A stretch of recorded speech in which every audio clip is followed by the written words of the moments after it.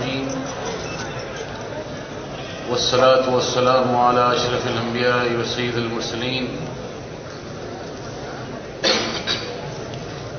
نبينا وحبيبنا وقرة أعيننا يا مولانا يا أرحم الراحمين. واجب الاحترام امیر جمعیت علماء اسلام و صدر محفل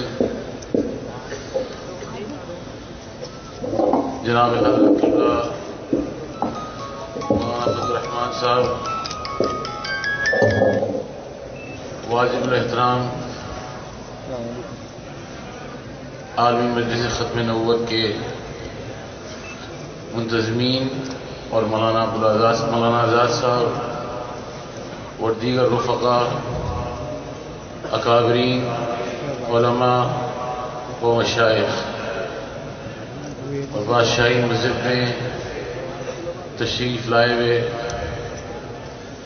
تمام بزرگوں، نوجوانوں اور پیارے بچوں، السلام علیکم ورحمۃ اللہ.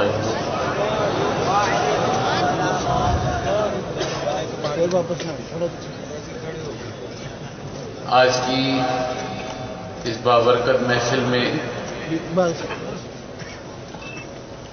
شریک ہونے کی سعادت حاصل ہوئی. اللہ رب العالمین پاکستان کی چپے چپے میں جہاں جہاں جس کو نصیب ہو ختم نبوت کانفرنس میں اپنا حصہ ادا کرنے کی توفیق عطا فرمائے. آپ کی اور میری اس حاضری کو بارگاہ رسالت میں شرف قبول عطا فرمائے.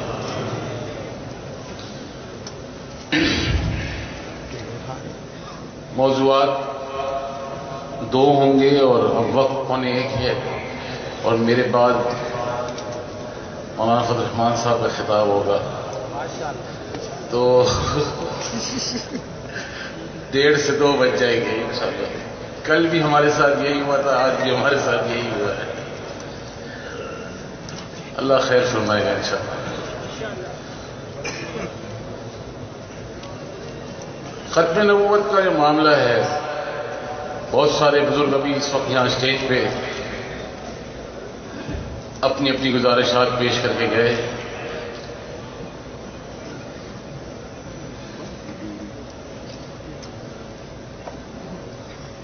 اس ملک کے اندر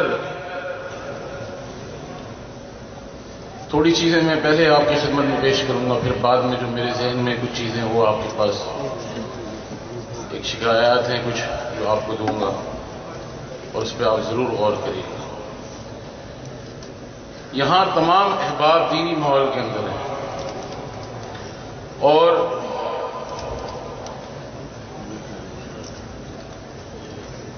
دین سے وابستہ تمام لوگ یہاں موجود ہیں. پاکستان میں 85% کے قریب لوگ دیندار قسم کے لوگ ہیں. ان میں وہ لوگ بھی ہیں جو جمعہ نماز پڑھتے ہیں، ان میں وہ لوگ بھی ہیں جو عید کی نماز پڑھتے ہیں یا رمضان شریف میں نماز پڑھتے ہیں، یا کچھ ایسے لوگ بھی جو صرف سالانہ نماز پڑھ لیتے ہیں. اور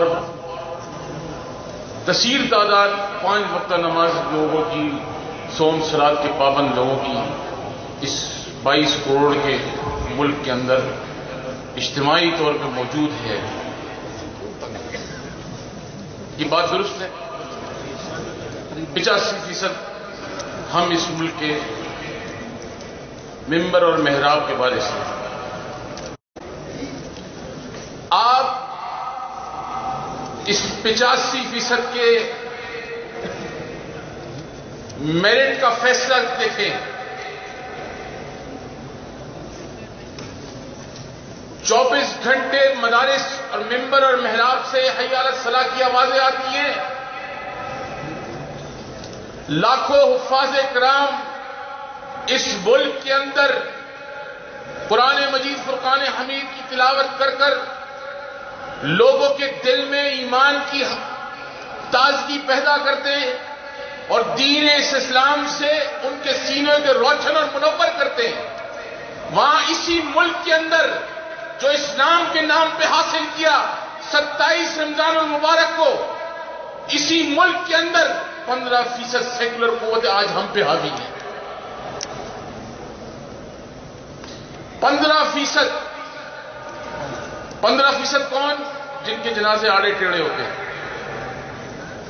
دیکھا ہے آپ نے بھی حال میں ایک ایسی مثال اس وقت قائم ہوئی پاکستان میں جس سے انتہائی افسوس ہوتا ہے، مگر بہرحال وہ ان کا معاشرہ ہے، وہ بہتر سمجھتے ہیں۔ مگر بنیادی مقصد کیا ہے؟ 85% آپ اور ہم، اور 15% ہم پہ غالب کیوں ہے؟ کبھی اس پہ آپ نے نظر ثانی کی؟ لوگوں نے پورے پاکستان میں شور مچا دیا کہ ختم نبوت پہ ڈاکہ پڑ گیا ہے۔ اس بادشاہی مسجد کے اندر بیٹھے ہوئے وہ غیور مسلمانوں، مجھے آج ایک سوال کا جواب دیجئے، کیا مولانا نورانی کے بیٹے نے یا مفتی محمود کے بیٹے نے دستار کا سودا کیا؟ تو پھر لوگ صبح و شام بکواس کیوں کرتے ہیں؟ جب آپ کو مسائل کا خود پتہ نہیں ہے، اب کسی سے آپ پوچھیں کہ بھائی تم نے وہ بل پڑھا، 100% میں سے 2% کہیں گے پڑھا ہے، 99% 1% کہے گا پڑھا ہے، باقی نہیں کہے گا پڑھا ہی نہیں ہے۔ پڑھے بغیر قوم کو ایک جاہلانہ سوچ دے دی جاتی ہے، پکڑو مارو حملہ کرو توڑو پھوڑو، یہ ہمارا شیوا نہیں ہے۔ اس سے بہتر طریقے سے ہم نے کام کر سکتے ہیں۔ پوری عالمی قوتوں کی نظر امامے پہ، دستار پہ اور ایک مٹھی 2 انگل داڑھی کے اوپر ہے۔ مسئلہ ختم نبوت کا ہے تو صدیق اکبر رضی اللہ تعالیٰ عنہ کا یوم دن آج شروع ہو چکا، اور میں اس نسل سے ہوں۔ اگر میں مولانا نورانی رحمت اللہ علیہ کی اور صدیق اکبر رحمت اللہ علیہ کی رضی اللہ تعالیٰ عنہ کی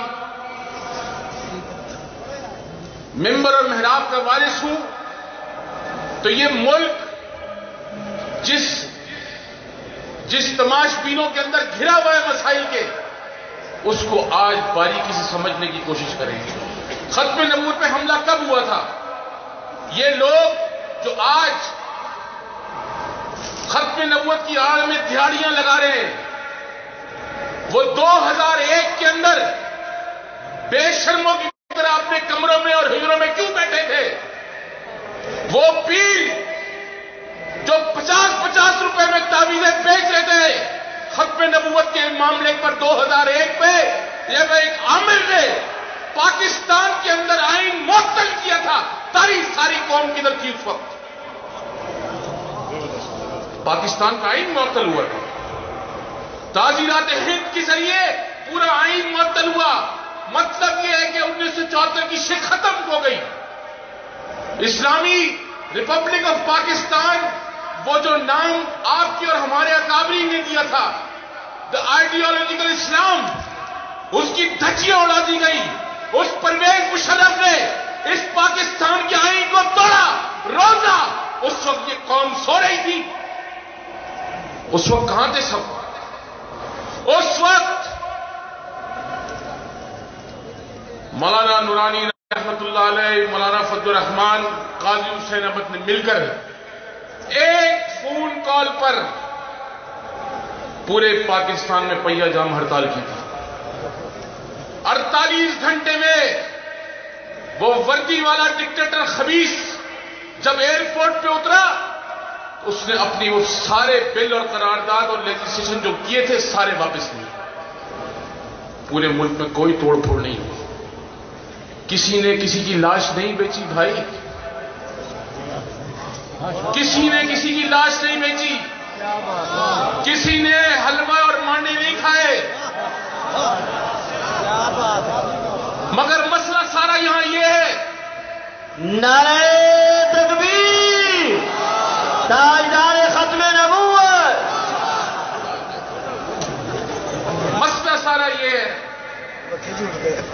سب سے ضروری چیز یہ ہے، یہ کوئی مذاق نہیں ہے، انتہائی سنجیدہ آپ سے بات کر رہا ہوں، اس لیے کیونکہ میں دیکھتا ہوں کہ جس کا دل کرتا ہے جو اسمبلی میں بیٹھا ہے وہ چور ہے، اور جو حجرے میں بیٹھا ہے وہ نیک اور پاکیزہ ہے۔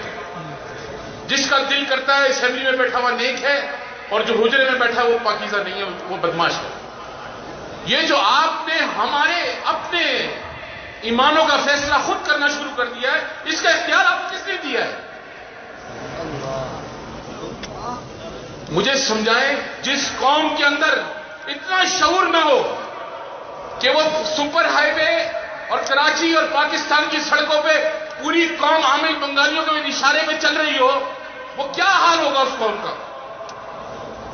آپ ایئرپورٹ سے اتریں، عامل بنگالیوں کے اشتہار لگے ہوئے، 24 گھنٹے فون ملاؤ، استخارہ نکلواؤ، کیا تماشا اس ملک میں ڈالا ہے۔ اور مزے کی بات ہے، کل میں نے مولانا کی خدمت میں بھی عرض کیا، مزے کی بات یہ کہ سارے مسلک کے ایک دوسرے کے لوگ ہنستے ہیں ایک دوسرے پہ۔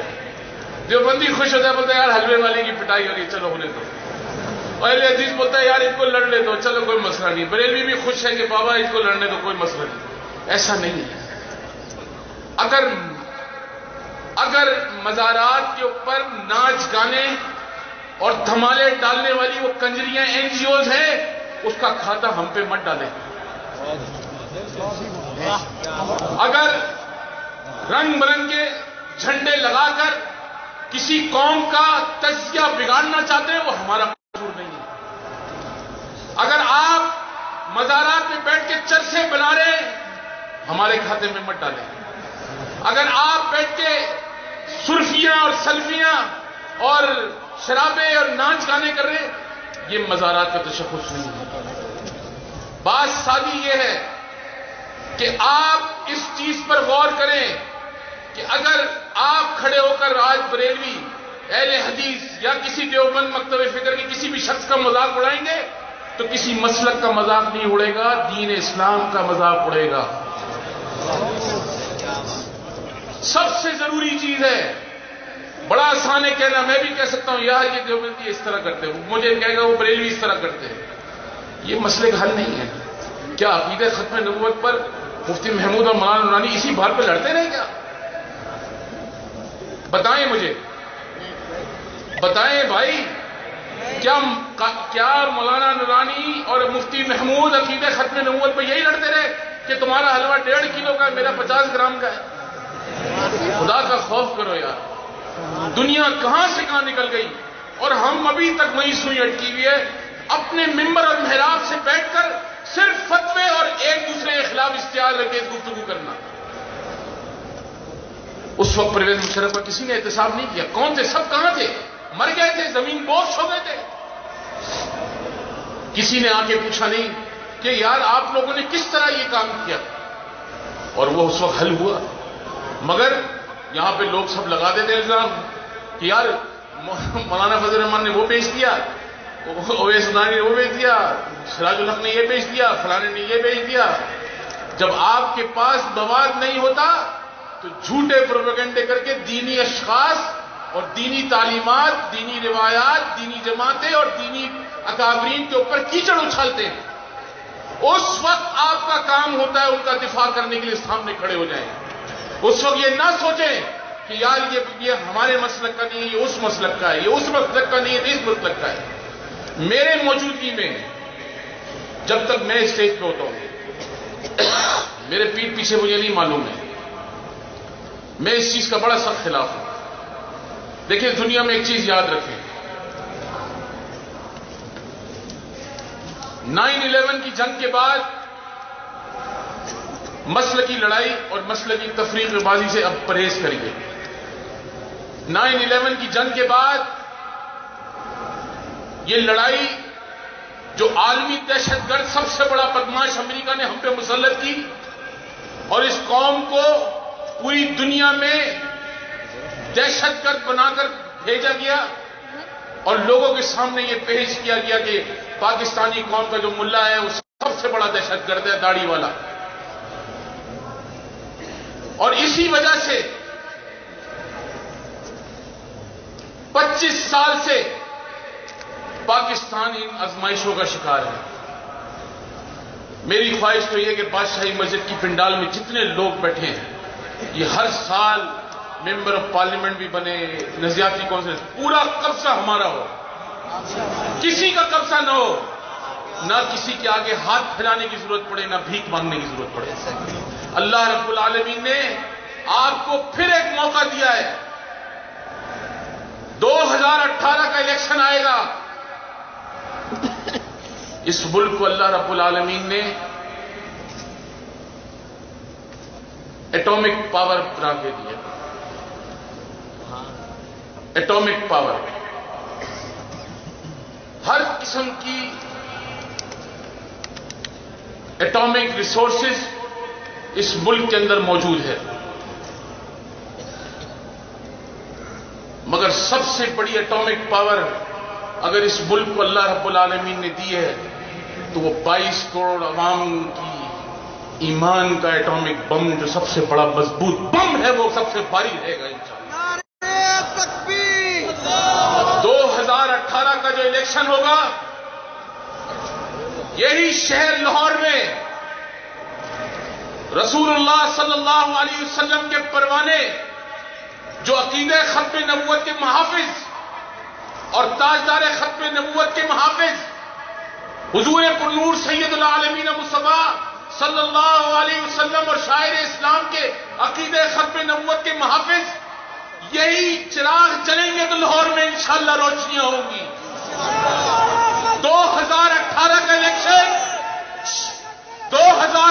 کا الیکشن متحدہ مجلس عمل کے پلیٹ فارم سے کتاب کے نشان پر غالب ہو کر رہے گا, اور پاکستان کے غیور مسلمانوں یہ صدی قلب اسلام کی صدی ہوگی انشاءاللہ. جب آپ کی حکومت ہوگی تو غامدی جیسے ملول میڈیا پر بیٹھ کر تماشا نہیں بنائیں گے اس قوم کا. جب آپ کی حکومت ہوگی تو مارننگ شو کے نام پر اس میڈیا ہاؤس پر کنجر خانے نہیں کھلے ہوں گے. جب آپ کی حکومت ہوگی تو اسی میڈیا ہاؤس پر رمضان ٹرانسمیشن کے نام پر لوگ پیسہ نہیں بنائیں گے. اپنے بازو مضبوط کرو اور عہد کرو کہ اگلی حکومت مجلس عمل کی ہوگی چاروں صوبوں میں. ایک ایک شخص اپنے منبر اور محراب مدارس سے باہر نکل کر اپنا آئینی اور جدوجہد کرے گا انشاءاللہ. اور یہ پاکستان ہم نے بنایا ہے, کسی کے باپ نے بنا کے نہیں دیا. ہماری قبریں یہاں پر ہے, ہم پہ جو حکمرانی کرتے ہیں وہ یاد رکھیں, یہ پاکستان ہم نے لاشوں کا ڈھیر دے کے بنایا ہے. اور یہ سرزمین پاکستان اولیاء اکرام اور بزرگان دین کی خون موجود ہے. اس میں کوئی کھیل نہیں کھیل سکتا اس کے ساتھ. عقیدہ ختم نبوت, نہ کل کوئی اس پہ ہل سکتا ہے, نہ سوچ سکتا ہے, نہ آج اور نہ آنے والا دن. یہ ایک ایسا مسئلہ ہے جس پہ آدمی کو سوچنے کی ضرورت نہیں ہے. ابھی اشارہ دیں اور سارا کام شروع ہو جائے. کوئی فکر کی بات نہیں ہے, صرف تحمل مزاجی کی ضرورت ہے اور کوئی بات نہیں. ہم جذبات میں آ جاتے ہیں, ایک دوسرے کے خلاف دستوں کے رفع ہو جاتے ہیں.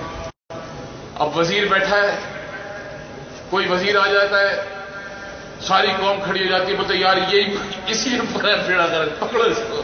دوسرا کہیں اور آ جائے, وہ بولتے یار اس کو بھی پکڑو, یہ اس نے بھی یہ کیا. کسی کو کچھ نہیں پتا.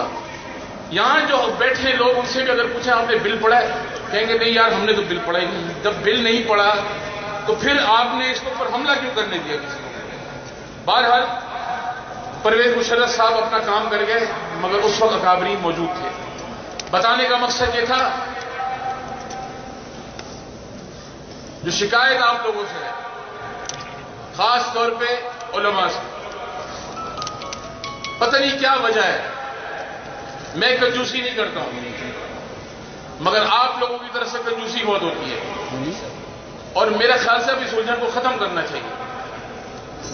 جب آپ کی طرف سے تحریریں لکھی ہوئی آتی ہے تو اس میں سے چیزیں غائب ہوتی ہیں. بولا بابا یہ حلوے والا مولوی, اس کا نام ہٹاؤ. اور جو ہمارے لوگ لکھتے ہیں وہ بھی وہ کہتے ہیں ان کو بھی ہٹاؤ. بھائی یہ کام بند کرو. نہ مفتی محمود کا نام کاٹنے سے، نہ مولانا نورانی کا نام کاٹنے سے ان کے رتبے اور اعتبار میں کوئی فرق آئے گا. جو لوگ اپنی زندگی میں پیدا مقصد سے ہوتے ہیں ان کی زندگیوں پہ آپ کے اور ہمارے نام کاٹنے سے کوئی فرق نہیں پیدا ہوتا.